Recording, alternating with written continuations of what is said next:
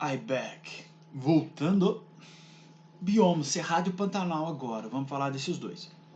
O Cerrado é lindo demais. Não sei se é porque eu penso isso porque eu moro nele, mas eu acho ele extremamente incrível. O bioma Cerrado está presente principalmente, mas não somente, Distrito Federal, Goiás, Maranhão, Mato Grosso, Mato Grosso do Sul, Minas Gerais, Tocantins, ocupa aproximadamente 24% do território brasileiro. Então, uma coisa legal do Cerrado é que dentro do Cerrado existem subbiomas. Temos Cerradão, Cerrado estricto sensu, mata seca, campo limpo, campo sujo, cerradão. São árvores no cerrado, principalmente estão próximas a lagos. São árvores extremamente grandes, essas árvores. O cerrado estricto sensu geralmente está em locais de alta altitude. Exemplo, na Serra do Cipó, perto de Belo Horizonte, por exemplo. Quanto mais alto você for, menores são as árvores e mais retorcidas. Por quê? Porque ali o solo tem uma dificuldade tem um déficit de nutriente. Então, são de menores portes essas árvores. Elas retorcem por causa principalmente da luminosidade também e outros fatores. E é um ambiente propício para esse tipo de vegetação. Ainda tem o campo limpo. O que é o campo limpo? As árvores menores, retorcidas, estão esparsas uma da outra, separadas. Campo sujo, já está muito próximos. Qual que é a diferença do campo sujo para o cerrado estricto sensu? No cerrado estricto sensu, as árvores ainda retorcidas são maiores um pouco. Mais ou menos 1,60 m, 1,70 m, 1,80 m, 2 metros, não passa disso. Já no campo sujo, como está mais próximo, elas são menores. São mais ou menos abaixo de 1 metro, essas árvores. Mas é muito difícil distinguir campo sujo do cerrado estricto sensu. A literatura separa pela altitude. As periferias desse bioma se encontram com os biomas Amazônia, Caatinga, Mata Atlântica e Pantanal. O que isso quer dizer? Áreas de transição. Ou seja, esses biomas se encontram em áreas de transição com a Amazônia, Caatinga, Mata Atlântica e Pantanal, caracterizando parte de sua extensão como área de transição. As características próprias e exclusivas desse bioma estão localizadas no centro da sua região, ou seja, principalmente centro de Minas. O relevo do cerrado é principalmente plano, com pequenas ondulações e alguns morros. O solo apresenta geralmente uma camada superior rica em areia e o inferior rico em argila, o que faz os nutrientes serem arrastados para outros locais quando chove, tornando o solo pobre em nutrientes. É pobre em nutrientes, mas não significa que não tem. Calma que daqui a pouco a gente vai ver como é que o pessoal que está no cerrado, ele transforma o cerrado e destrói o cerrado. Pluviosidade e temperatura. Como a maioria dos biomas de região tropical, o cerrado apresenta duas estações definidas: seca durante o inverno e chuvoso durante o verão. Semelhante a outros biomas presentes na região tropical, a temperatura do cerrado é praticamente constante durante o ano, atingindo média de 26 graus no verão e 22 graus no inverno, mas pode ser mais baixo. Por exemplo, eu moro no interior de Minas, Cerrado, hoje 13 graus, totalmente fora da média. Fauna e flora. A fauna e flora do Cerrado é muito característica nesse ambiente. E para mim é uma das mais bonitas, de tanto bicho que tem e de tanta planta que tem. Muitas árvores do Cerrado apresentam troncos retorcidos e raízes profundas, características principalmente relacionadas à baixa disponibilidade de nutrientes no solo e não à falta de água, visto que o Cerrado apresenta muitos rios e lençóis freáticos distribuídos pela região, o que auxilia a sua biodiversidade. Quando comparado Há outros biomas semelhantes pelo mundo. O Cerrado possui a maior biodiversidade. Inclui espécies como popularmente conhecido como a peroba do cerrado, murici do cerrado, pequi, mercúrio do campo e mamacadela. Para nós, é mais fácil. Quando fala cerrado, cerrado, falou essas plantas aqui, quase ninguém conhece, exceto o piqui. O piqui você conhece. Eu não gosto, não. Tem um cheiro ruim demais. Mas a farinha do piqui é boa. Apesar do bioma apresentar períodos de chuva, as árvores de cerrado precisam resistir a períodos de seca e a queimada periódica e natural, normais em ambientes como esse. O fogo se origina de raios e se espalha rapidamente devido à vegetação seca. Segundo estudos, esse processo natural é necessário para a renovação da vegetação original do cerrado, já que parte dessa flora possui adaptações que protegem contra o fogo. Pessoal, é muito importante que o fogo natural no cerrado é normal. Algumas plantas, por exemplo, precisam de fogo. Algumas sementes precisam de fogo para quebrar a dormência. O que é essa quebra de dormência? A semente, aquela casca da semente, o que dá origem à árvore, à planta, é o que está dentro da semente. Ou seja, está aqui. O que o fogo faz? O fogo quebra a dormência e ela sai. Mas é o fogo natural, não causado pelo ser humano.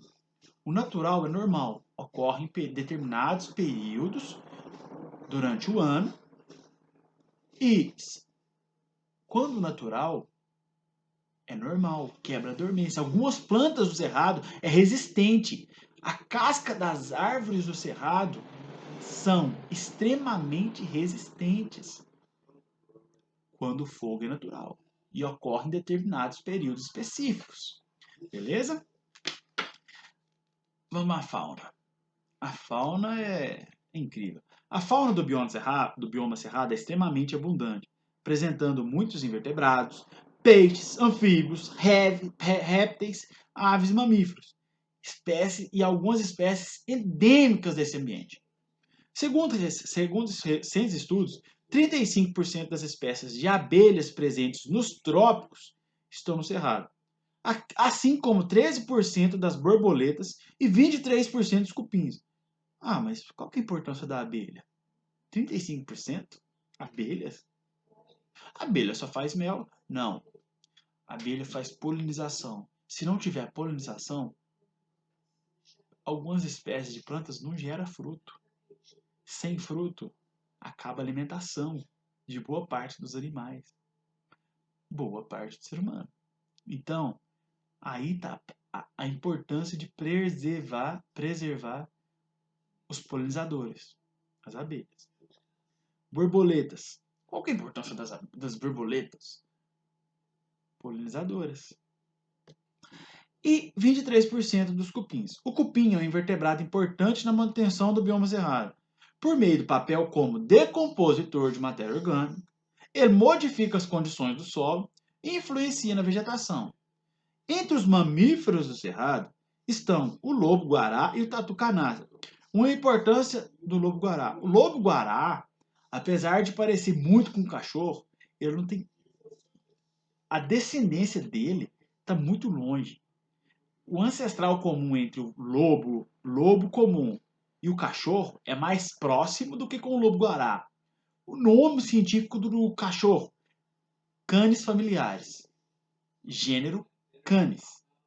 O nome científico do lobo-guará, Chrysostom brachyurus. Ele é o único do gênero Chrysostom, não tem outro animal. E o tatu-canastra. O tatu-canastra é gigantesco. Para vocês terem uma ideia, ele arrasta um homem. Já teve um cara que foi capturar um tatu-canastra, segurou no rabo dele, o tatu-canastra entrou no buraco e o cara foi soterrado no buraco. A pelagem do lobo-guará possui uma coloração amarela avermelhada, permitindo ao animal se esconder e ser confundido com a cor da paisagem, o que facilita a captura de presas. O tatu-canastra possui garras bem desenvolvidas e extremamente fortes, que ajudam a cavar o solo. Lobo-guará eu nunca vi ao vivo, tatu-canastra já. Outro animal que vive no cerrado, tamanduá-bandeira, linda também. Pantanal. O Pantanal está presente nos estados do Mato Grosso do Sul e o Mato Grosso e ocupa aproximadamente 1,8% do território brasileiro. É conhecido como a maior planície inundável do planeta. Maior planície inundável do planeta. Esse vídeo está sendo gravado em 2021. Recentemente teve aquele desastre lá no Pantanal das Queimadas. Pessoal, a biodiversidade que foi destruída ali foi gigantesca. Para recompor, vai gastar muito trabalho, muita conservação. A paisagem típica se assemelha do Cerrado. Embora haja árvores na borda próxima à Amazônia, o solo é pouco permeável, formado por partículas originadas de terrenos mais altos que cercam o Pantanal. Como parte do ano o solo fica inundado, a decomposição da matéria orgânica é extremamente lenta, o que torna o solo pouco fértil. Quando os terrenos secam, a matéria depositada durante os períodos das enchentes, como os restos de animais e vegetais, aumenta a fertilidade do solo. Ou seja, durante a inundação, matéria orgânica não se decompõe, o solo não é fértil. Mas quando vai chegando a seca, a água baixa, o solo fica extremamente fértil. Quando fala fértil, pessoal, logo tem gente que pensa, vou plantar a soja. Não é isso. A importância do Pantanal é para as plantas do Pantanal, para aquele ambiente, para as árvores do Pantanal, para o ciclo do Pantanal. Lembrando que se você acaba com determinado animal, com determinada planta, quebra esse ciclo. Gera excesso de animais de um lado e um menor número de animais do outro. Excesso de plantas de um lado, menor número de plantas do outro. Mas qual que é o problema disso? O problema eu vou citar aqui o exemplo do desastre que teve em Mariana. Quando teve o desastre de Mariana, o que aconteceu? O surto de febre amarela. Mas o que está relacionado a isso? Quem come as larvas de mosquito? Peixe. Quem come mosquito? Geralmente é sapo. Acabou com peixe e sapo. Se acabou com os dois que controlavam o ambiente, o que é a causa? Excesso de mosquito. Febre amarela. Isso acontece no Pantanal também. Geralmente acontece essas doenças malucas aí pela falta de controle. E quem faz esse controle? A vida animal, a vida vegetal. Pluviosidade e temperatura. Uma importante característica desse bioma é a presença de inundações no período de chuva, principalmente entre outubro e maio. De outubro e maio, garantindo a presença de ambientes aquáticos permanentes e ambientes semiaquáticos, que vão inundar e secar acompanhando os volumes de chuva. O Pantanal apresenta duas estações bem definidas, o verão e o inverno. O verão tem altas temperaturas, com a média de 25 graus Celsius. Já o inverno é seco, com temperatura relativamente baixa, ao amanhecer e anoitecer, com a média de 19 graus, no mês de junho. Fauna e flora. Apesar de abranger uma pequena região, a biodiversidade do Pantanal é grande. Entre as espécies estão aguapés, alfaces d'água, camalotes, ipês, acuris, carandás, figueiras e outras orquídeas. Uma dessas a gente conhece. Ipê, que tem várias espécies. O cerrado mesmo tem ipê. Aguapé é como se fosse uma planta aquática parecida com a Vitória Regia. Ela é grande. Tem grandes raízes embaixo d'água. Os alagamentos periódicos provocam excesso de água, falta de oxigênio para as plantas que ficam submersas e falta de luz, o que pode impedir a realização de fotossíntese. Com isso, muitas espécies vegetais apresentam adaptações para os períodos de inundações, como os camalotes. O camalote é uma planta aquática flutuante que vive de forma semelhante à Vitória Regia da Amazônia. Porém, além da folha, seu caule fica fora da água. O caule armazena ar e promove a flutuação da planta, além de construir reserva de gás e oxigênio. Entenderam? Apesar de vocês não estar vendo essas flores, porque está aqui no material que eu estou lendo, se vocês colocarem aí fotos camalote, vão ver. Por que eu não mostro foto? Porque aqui o principal é eu ler e explicar para vocês. como se a gente estivesse em aula. Eu faço um pequeno resumo, uma introdução do assunto, para quando você for estudar no seu livro, no seu material, na sua apostila, ficar fácil de você entender. É uma revisão, faltando um dia para sua prova. Assiste minha aula, aposto que você vai se sair bem. Continuando.